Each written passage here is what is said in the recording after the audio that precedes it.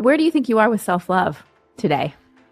I would say the two things that were most challenging for me were finding love, having a divorce in my early 30s, and then spending my 30s very single. And wondering, what's wrong with me? What am I doing wrong? And there was always seemed like there was this problem to solve of why am I not in a relationship? And then the other part of it was physical challenges. I had to deal with, one, my fear of being alone. And two, my fear of, I didn't fear death as much as I feared physical discomfort, which was all about control. Because I think when it comes to the body, whether it's an eating disorder or being concerned about something happening, worst case scenarios, it all comes down to control. And that fear of, well, what happens if I lose this? Or what happens if my body does this? Or what happens if I don't have control over this? And so that was my battle, was just coming face to face with, okay, I could feel this way forever, and can that be okay? There was a point in my time where I really thought I was losing my mind. And really, that was about losing control. I think it hits us all differently, depending on what were the things that were hardest for us as children, and depending on what we think makes us valuable in the world.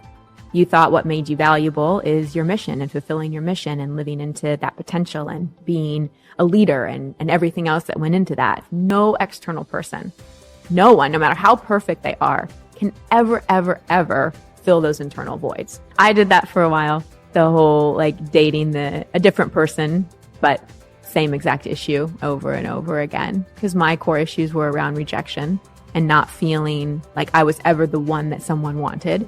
So of course I would create these experiences where I'd go after people, go after guys. I would never ever feel like they wanted me, but I'd pursue and pursue and pursue and be there and say yes when I really meant no, and try to contort myself into what they wanted me to be. And I'd have the same result. They'd break up with me, ghost me, and then be with somebody else. And it happened over and over and over again.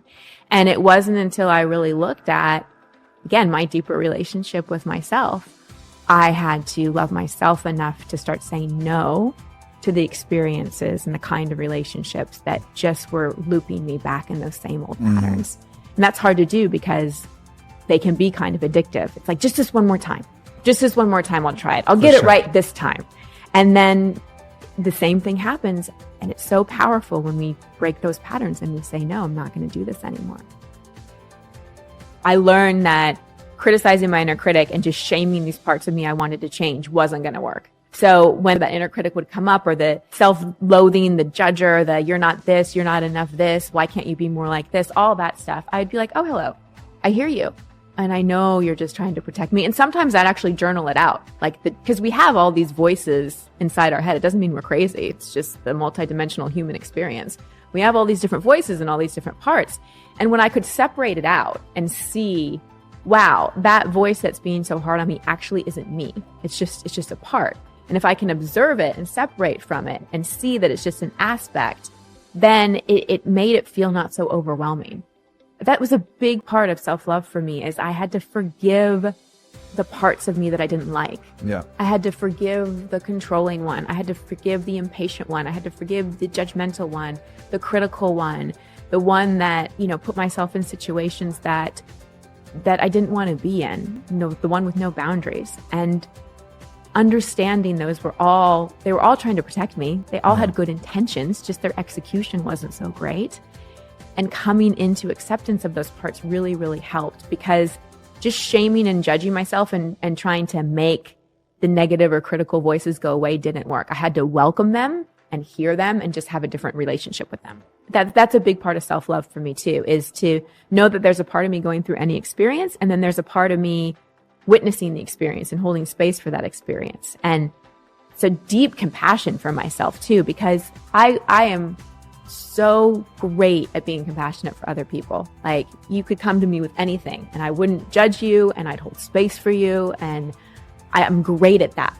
But when it came to myself, I was not giving myself what I was so willingly giving others. And I think that so many of us do that too. And that was a big aha moment for me, is, wow, how can I start giving myself the things that I so willingly give others? And I give others with joy and actually enjoy giving others. But yet when it comes to me, I think I have to be harsh and critical, and I set standards and expectations for myself that I could never live up to.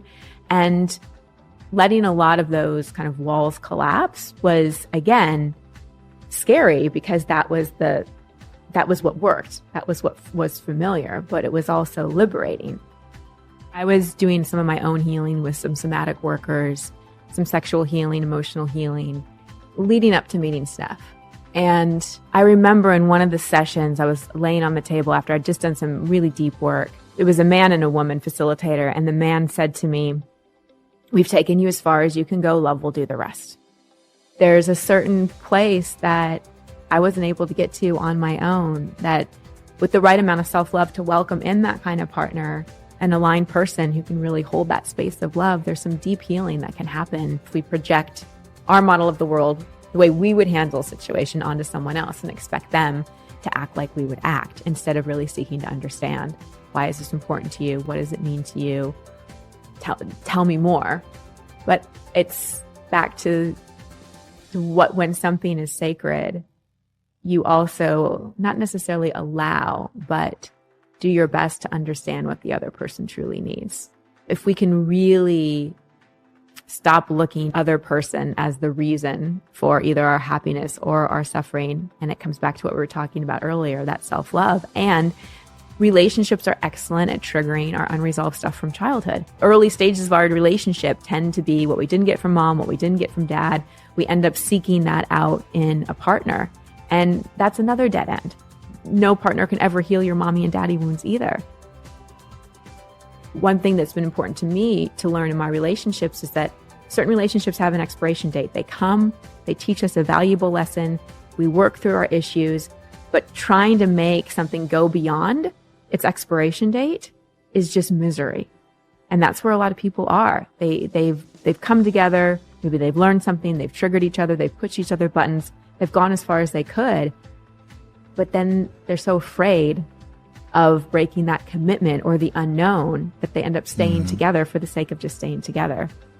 How can you have enough self-love to really seek truth and ask inside, all right, like, what's really true for me?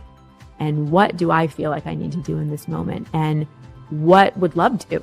Love doesn't sit there and just meditate and pray for it to be better. Love actually requires action as well. And love requires doing the difficult work and saying the difficult things. And I don't know, I'm just, with working with people for as long as I have on the psychological level, I see so many parallels to what's happening now to what happens when someone's in any kind of crisis, be it a breakup, a health crisis, a work crisis, whatever.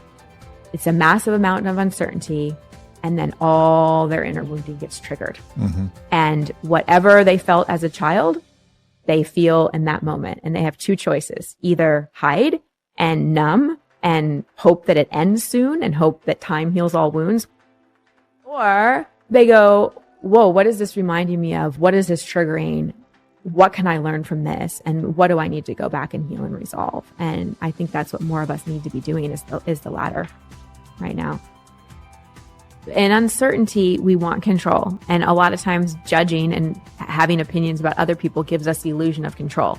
If I can think about all the things that piss me off and all the things other people are doing wrong, then I don't have to sit and deal with my own fear. I don't have to confront my own demons because I can just point the finger at other people. And I'm with you. I really am not in a place of judging anyone, but I am in a place of, holy shit, like, we got to come together because it's not doing anything. And I'm doing what I would encourage anybody to do, which is I'm continuing to do my own inner work. I'm dealing with my fear. Like, the biggest fear that's come up for me around this has been losing someone I love, particularly my husband. And I've allowed myself to go into that fear and feel it. And I think a lot of people are afraid to do that because the law of attraction has told us, no, we can't feel those feelings because then we'll draw it to us. But I disagree, because I think actually going into the fear and feeling it, the energetically you're actually in is acceptance, not fear. Yeah. And that's a high vibration. And so by going in and confronting the things we're afraid of and looking at it instead of avoiding it and blaming other people, then we're actually in the frequency of acceptance. We're actually not resisting something. And then I think that gets us closer to love and closer to innovation. So that's what I've been doing, just going inside, doing my own work, working with my own triggers, and just keep asking, okay, what would love do now? What can I do now? And trying to help as many people as I can do their own inner work. Listen, I know it can feel really scary to look at fear or past traumatic experience or any of those things, but they're there. And I think part of why we are where we are as a society is because it's been too easy to repress and suppress stuff. Life's been too easy. We haven't had to confront a lot of things. We have way too many numbing strategies, way too many places for distraction. And it hasn't been hard enough in a lot of ways. And this isn't some kumbaya thing. Love really does heal all. Every heartache, every physical disorder I have, it hasn't been a supplement. It hasn't been anything external. It's always been love.